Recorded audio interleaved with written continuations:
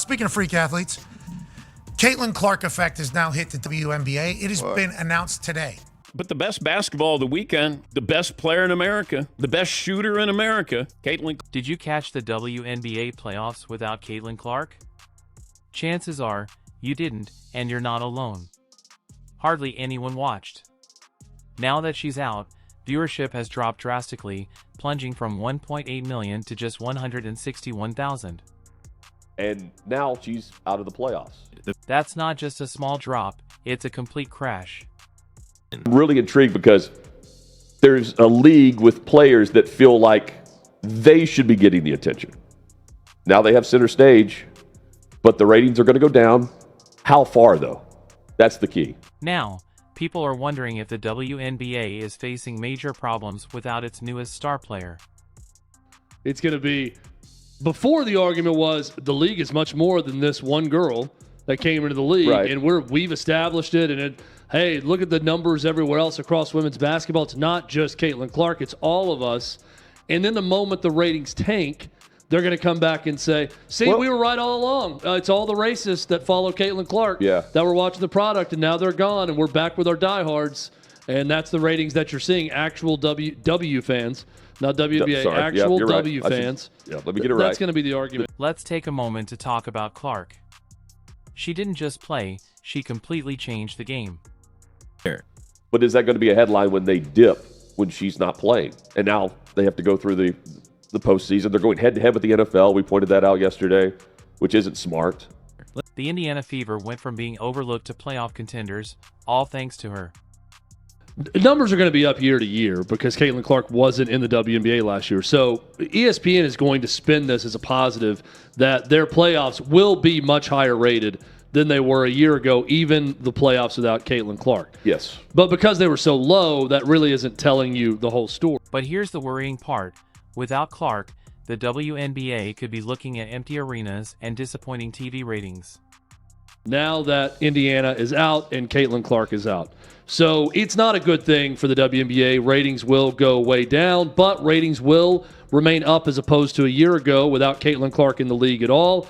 So the WNBA is still going to be able to sell to everyone that it's an improving product, and I think that's probably true. It feels like the excitement has died down and everyone's left the party. We need to ask, is the WNBA relying too much on one player? What happens if that dependence backfires? If you're going to get serious ratings and serious numbers and serious improvement, become a serious league. And you do that by suspending someone who does that, especially after what she put online in regards to Caitlin Clark. You can't allow that to happen.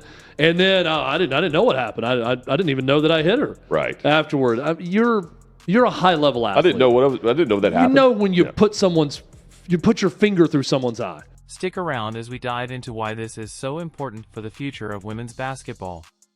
I personally like this because this is a comparison point I understand. Oh, Magic Johnson was great. He could do everything.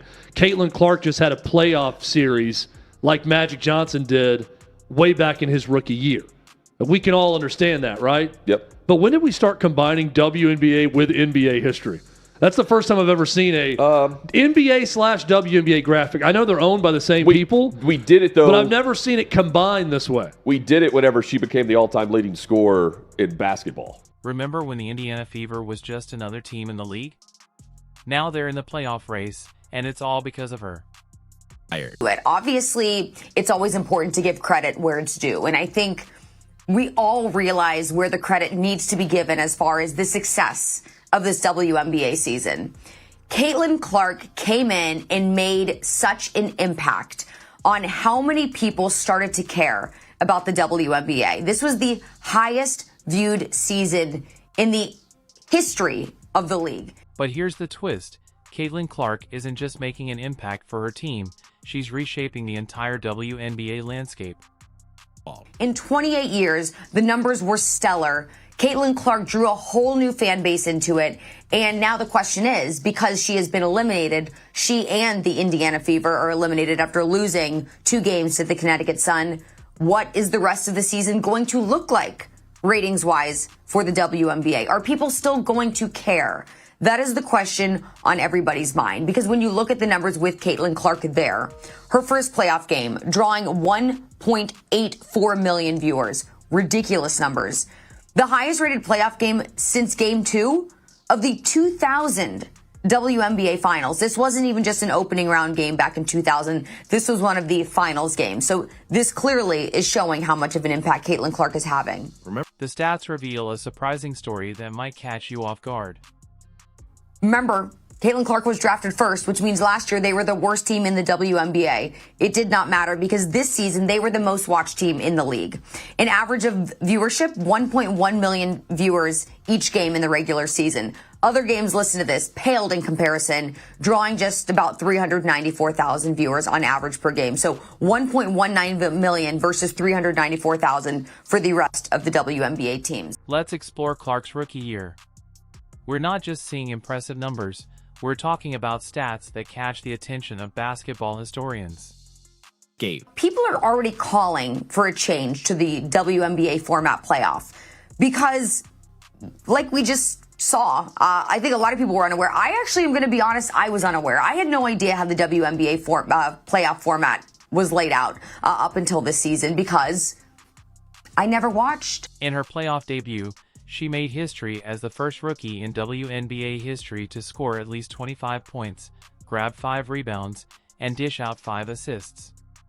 That's not just breaking records, it's setting new standards for excellence, and it gets even more impressive. I mean, come on, definitely disappointing for most of her fans who were probably dying to see her play at home because that definitely could have shifted the dynamic. As we know, we've seen it happen all the time in the playoffs, right? Playoffs teams go on the road, don't do as well, come back to their home court, totally different team, totally different look. Throughout the entire season and playoff series, Clark averaged 18 points, 5 rebounds, 8.5 assists, 2 steals, and 1 block per game. Now, one Indiana radio host commented this, quote, hopefully this run of games is the last best of 3 2-1 format in WNBA history. Understand why it's been like that for years. But with the influx of cash, charter flights, and the Caitlin Clark effect, it is high time to modify this archaic format. Now we had someone else commenting. A best of 3 series where a team doesn't even get the chance to play in front of their fans is trash. Caitlin Clark got y'all in the big leagues now. Do better at WNBA and change the format. You know who else has achieved stats like that in the playoffs? No one. Additionally, and we've talked about it a lot, Caitlin Clark is just such a class act. She held her head high despite being embroiled in so many different controversies throughout the entire course of the season. Not a single player in WNBA history has matched this performance. We're entering Michael Jordan territory here, folks.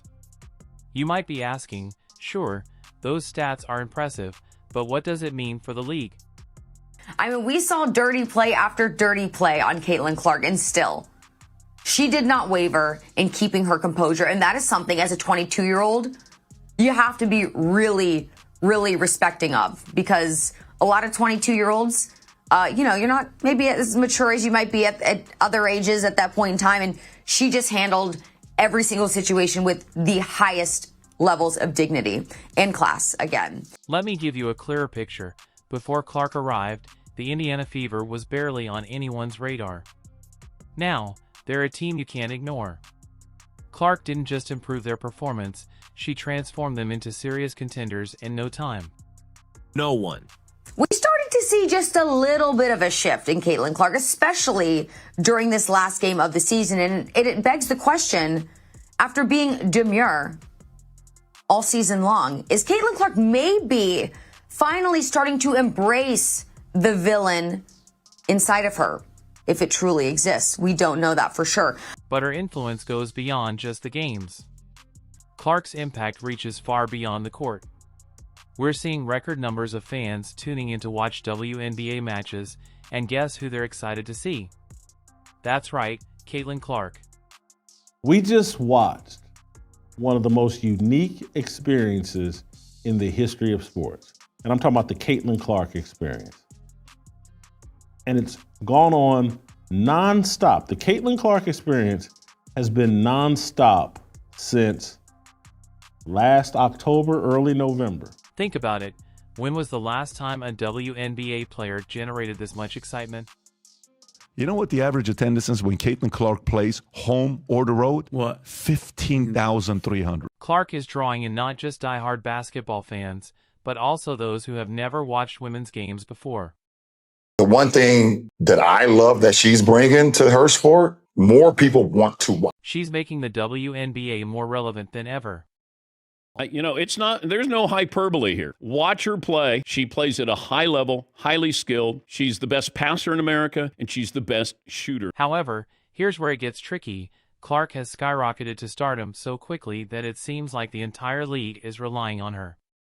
Saw somebody break down the release time, which is pretty much identical to mine. And then her just confidence, you can't help but watch when she plays, where she's shooting from, the range, the confidence, the flair. Like, she's a performer.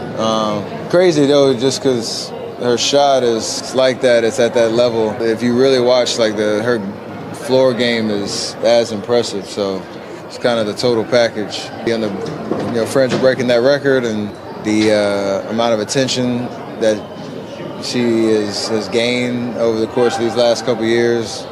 Every building she goes into, there's a different energy. Like, it's great for her, great for women's basketball. This brings us to an important question. Is this really a good situation for the WNBA? You know the saying, don't put all your eggs in one basket. Well, the WNBA might be learning that lesson the hard way. With Caitlin Clark out of the playoffs, the league is facing a wake-up call that has everyone questioning what's next.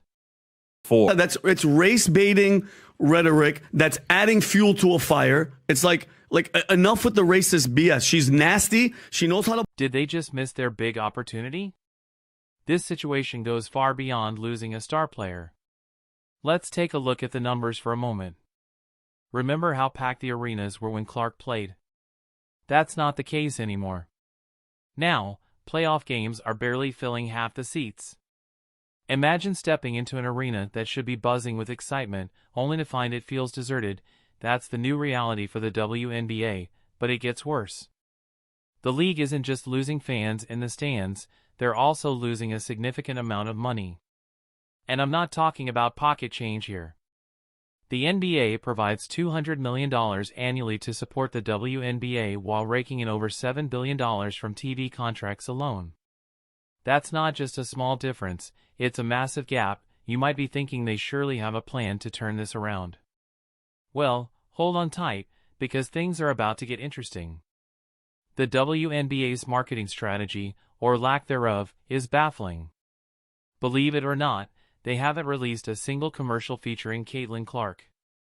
It's as if they have a treasure and decided to keep it hidden. And it's not just about Clark. The league's entire approach to promoting its players is under scrutiny. One analyst bluntly stated that without Caitlin Clark, the WNBA is nothing but a polished turd. Ouch! That's not just harsh criticism, it's a wake-up call. The league has been riding high on her fame but forgot to create a backup plan. So what does all this mean for the future of women's basketball? We're not just looking at a rough season, this could be a pivotal moment for the entire league. Without Clark in the playoffs, viewership is dropping faster than a leaky faucet. In today's world, where attention is everything, that could be disastrous. Here's the twist, it didn't have to come to this. The WNBA had a prime opportunity with Clark's star power to uplift other players and create engaging storylines, keeping fans interested even when she's off the court. Instead, they focused all their resources on one player and are now facing the consequences. Now you might be wondering what happens next. Get ready, because the solutions might surprise you. We need more than just quick fixes, we need a complete transformation that could reshape the game. First on the agenda is marketing. The WNBA has been riding high on Caitlin Clark's success, but it's time to share the spotlight. Imagine a league where every player has their own unique story and fan following. We need rivalries that spark conversations even when the big names are playing, making every game feel like an unmissable event. Next up, the players themselves. The WNBA can't just wait for another Caitlin Clark to emerge. They need to actively scout talent, nurture skills, and develop the next wave of superstars. Picture a league where every team has at least one player who leaves you saying, "Wow, I can't believe I just saw that. But here's the catch. None of this will matter if the WNBA can't keep fans engaged. They need to create narratives that extend beyond just one game or season, building team identities and fostering rivalries so fans have something to cheer for, even when their favorite player isn't at their best. And let's not overlook finances. The WNBA needs to diversify its income sources. Relying solely on ticket sales and TV deals won't cut it anymore. What about merchandise? What about collaborations with other brands? There are countless opportunities waiting to be explored. To sum it up, we've seen how the WNBA put all its hopes on Caitlin Clark and now faces empty seats and dwindling viewership while struggling to stay afloat. But it's not too late. The league needs to make some bold moves, develop more stars, create rivalries, and turn every game into an event worth attending. They can't just sit back and wait for another superstar to come along. They must get creative with marketing, enhance the live experience, and find new revenue streams. But here's the big question: can the WNBA thrive without depending solely on one standout player, or is this just the beginning of tough times for women's professional basketball? What are your thoughts? Share your ideas in the comments, and let's discuss how we can help save the WNBA.